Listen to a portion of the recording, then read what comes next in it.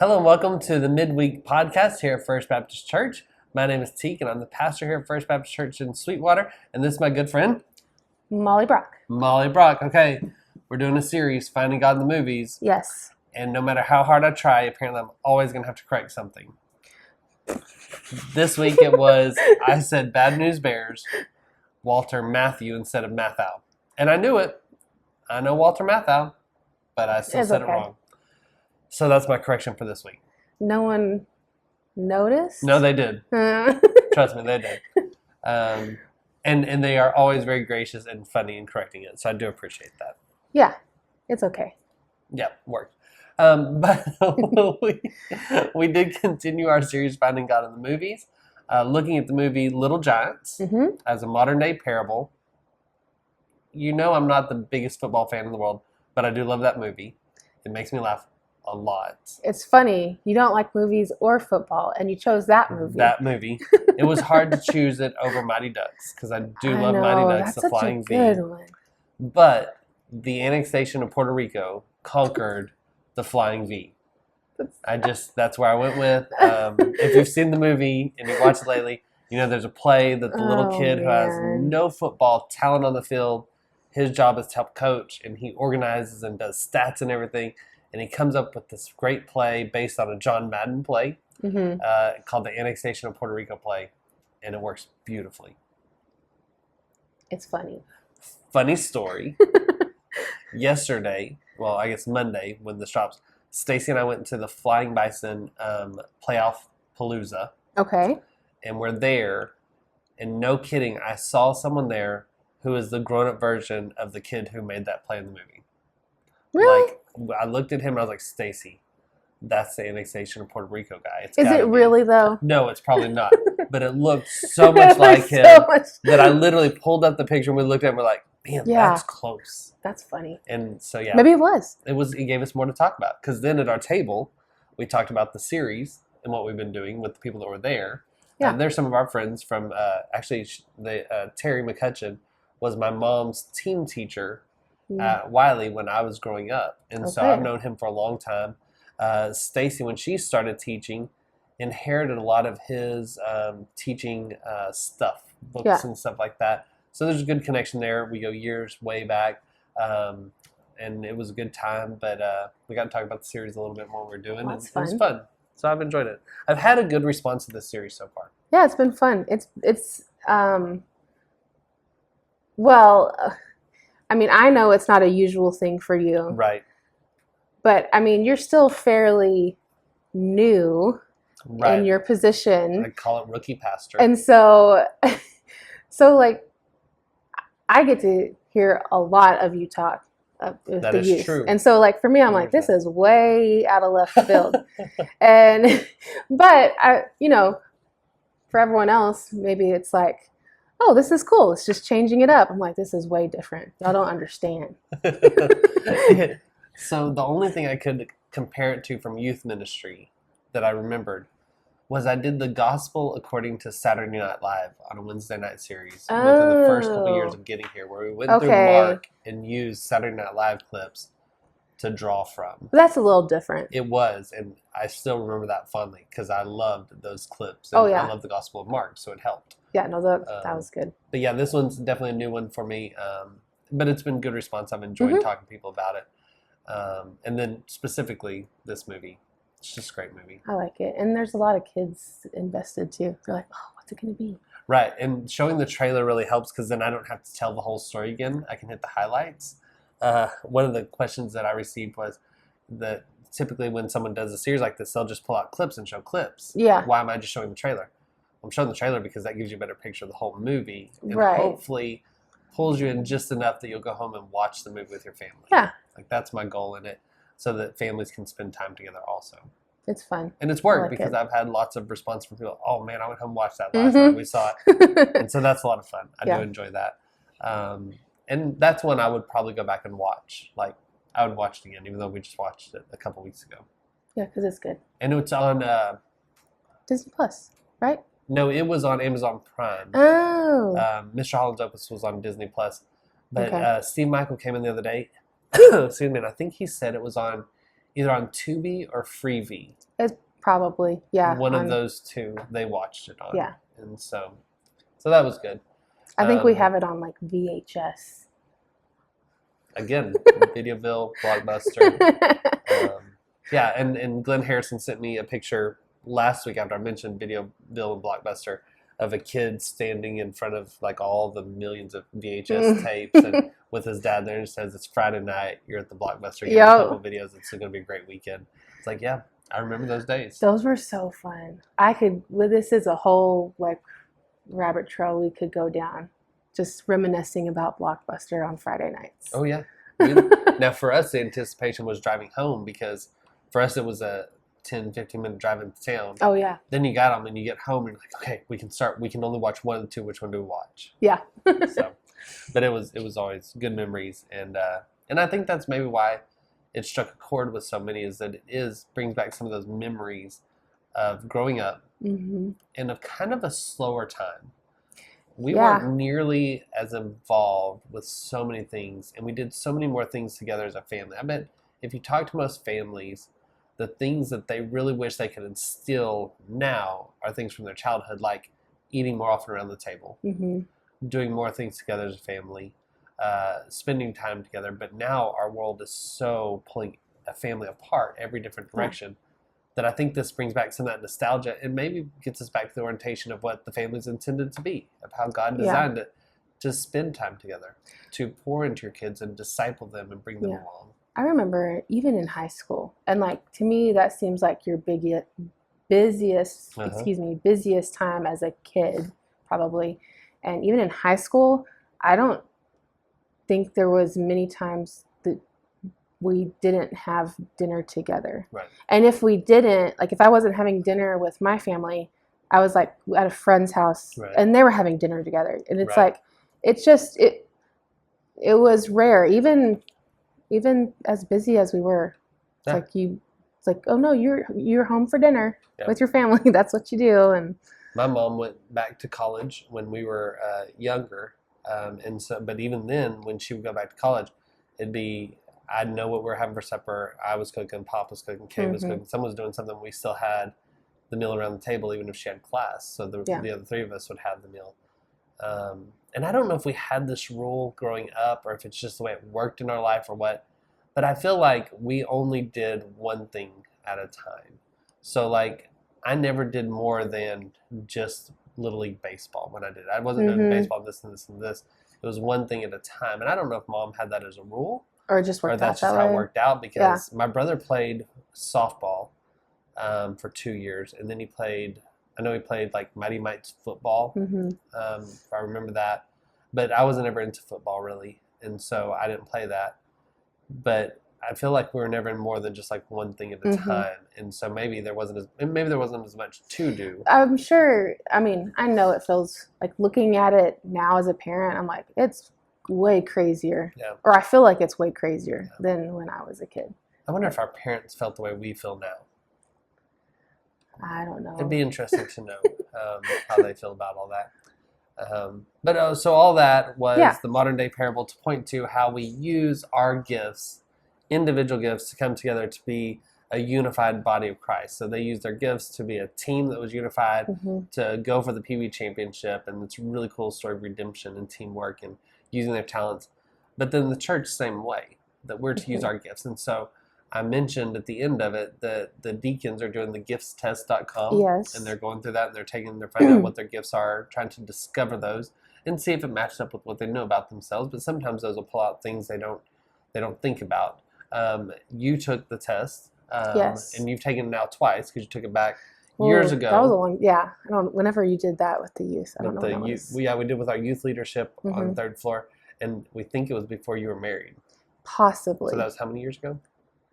Almost 11. Almost 11 years ago, and now you've done it again. And what were some of your big ones, your top five, some of the top five? Okay, my top one, I told you my top one was, I already forgot. Exhortation. Exhortation was the top one. Right. And then I think faith came, and then helps, mercy, and prophecy. Yeah. And I look at those, I'm like, yeah, that's you. I mean, that's something I can see in you. And I think when you sit down and kind of outline it and think out of all you do, you probably see those things also.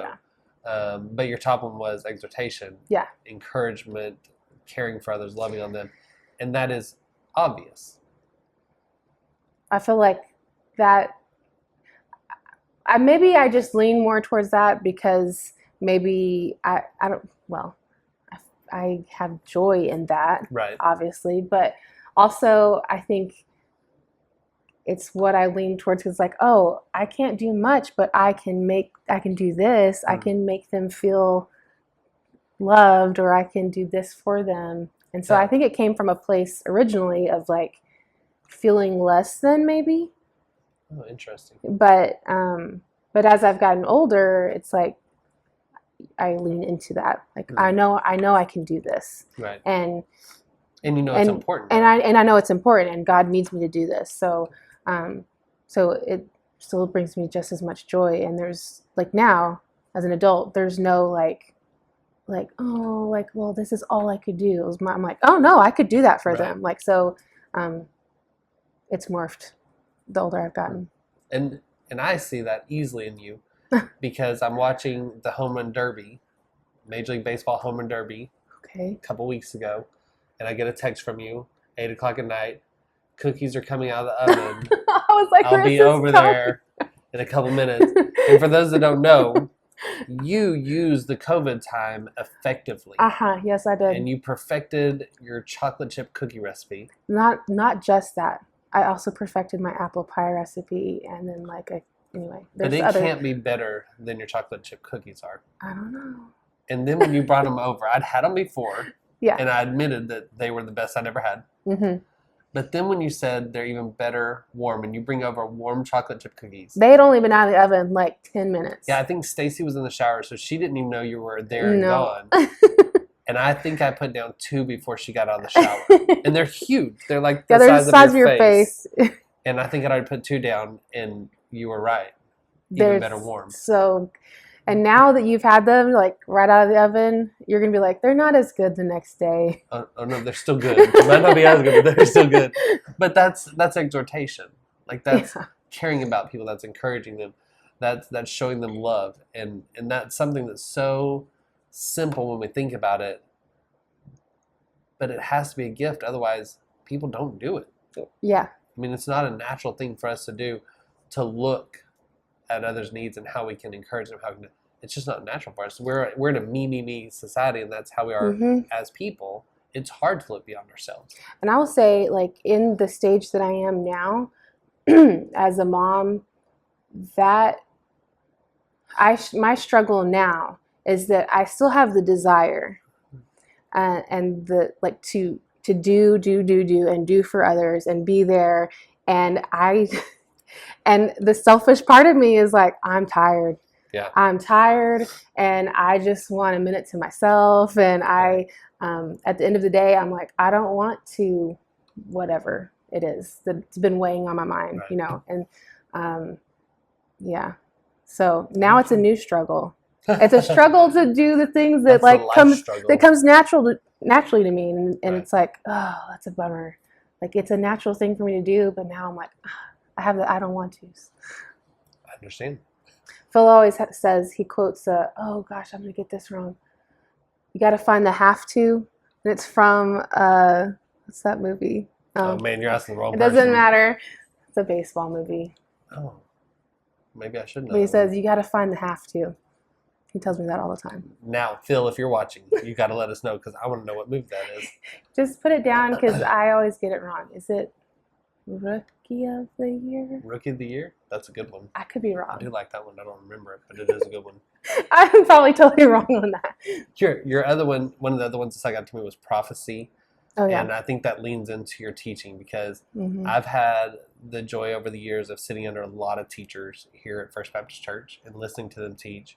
And you're one of the ones that I just really enjoy listening to speak, because of how you speak and you engage the ones who are, whether you're teaching to youth on Wednesday night, and so it's a little more lecture style, but then you're bringing them into the questions, or you're teaching around the table in a classroom.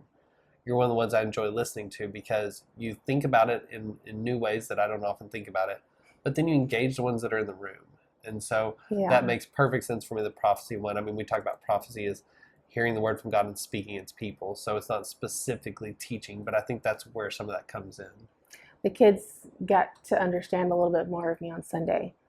Like, I want people to talk, and I will get not angry, but I will get loud. I will start treating you like my kids at home. Come on. So, and when you know their names, you can call them by name. Yeah. And call them out. And what was funny was I'd go from, like when I was in youth ministry, go from doing a youth ministry deal to doing something with adults. And the adults would sit there silent and be like, y'all, I know your names too. I will call your name out and ask you to answer just like I know the youth. And it only takes one kid to answer, willingly especially, to all of a sudden the whole room's talking and having a conversation. Yeah. And so you want that. That's how we grow and that's how we learn. But yeah. And I had 2 people already this week who have texted me and said that they took the gifts test and they were surprised by some of the things. And I said, that's the beauty of the test. There's a lot of times I can think about what I'm passionate about. I know. But that test helps you look at things and go, huh, maybe God has gifted me in that area. Right. Maybe that is something. Maybe I never thought about that as a gift. Helps. A gift of helps. I mean, we don't think about that as being a gift very often, but it is. And when you talk about encouragement, exhortation, I keep wanting to say exoneration because we said that early on. I know. And so now that's in my head, but exhortation. Sorry.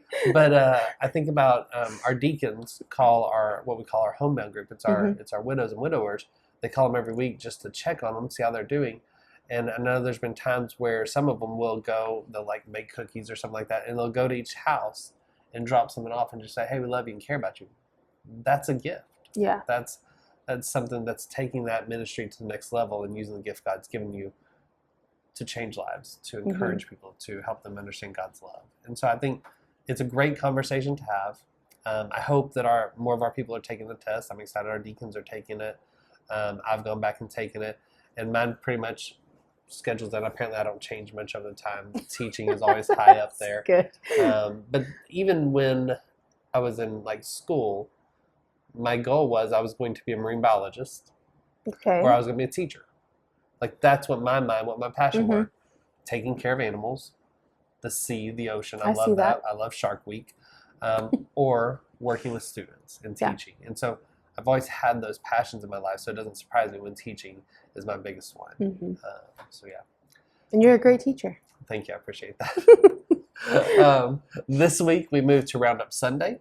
Yes. We moved to, we had so many videos this Sunday, our last Sunday. Yeah, it was like, that's all it was. That's what it felt like. And I actually cut one out.